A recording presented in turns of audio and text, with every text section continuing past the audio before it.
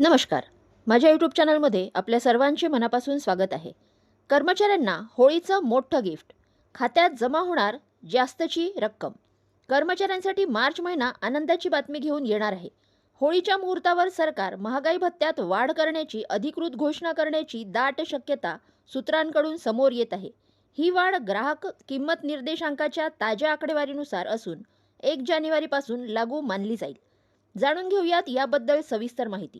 त्यापूर्वी चॅनलला पहिल्यांदा भेट देत असाल तर लाईक करायला विसरू नका, सबस्क्राईब करायला विसरू नका, नवीन अपडेट्ससाठी बेल आयकनला प्रेस करायला विसरू नका आणि माहिती आवडल्यास आपल्या सहकारी मित्रांना शेअर करायला देखील विसरू नका.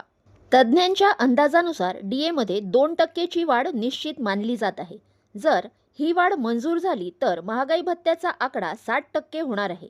काही अहवालांमध्ये 6% वाढीचा दावा केला जात आहे. गेल्या 12 महिन्यांची सरासरी पाहता 2% वाढ होणार असल्याचे स्पष्ट झाले आहे. या वाढीचा थेट परिणाम कर्मचाऱ्यांच्या हातात येणाऱ्या पगारावर होणार आहे. नवीन वेतन आयोग लागू झाल्यास कर्मचाऱ्यांच्या पगारात सुद्धा मोठी वाढ अपेक्षित आहे. फिटमेंट फॅक्टरमध्ये बदल झाल्यास किमान वेतन 18,000 रुपयांवरून थेट 30,000 ते 50,000 दरम्यान पोहोचू शकते, असाही अंदाज वर्तविला जात आहे. जेव्हा 8वा वेतन आयोग प्रत्यक्षात येईल तेव्हा महागाई भत्ता पुन्हा शून्य केला जाईल आणि नवीन मूळ वेतन निश्चित केले जाईल. मात्र सध्या मार्चमधील ही संभाव्य घोषणा लाखो कर्मचारी आणि पेन्शनधारकांसाठी होळीची मोठी भेट ठरणार आहे.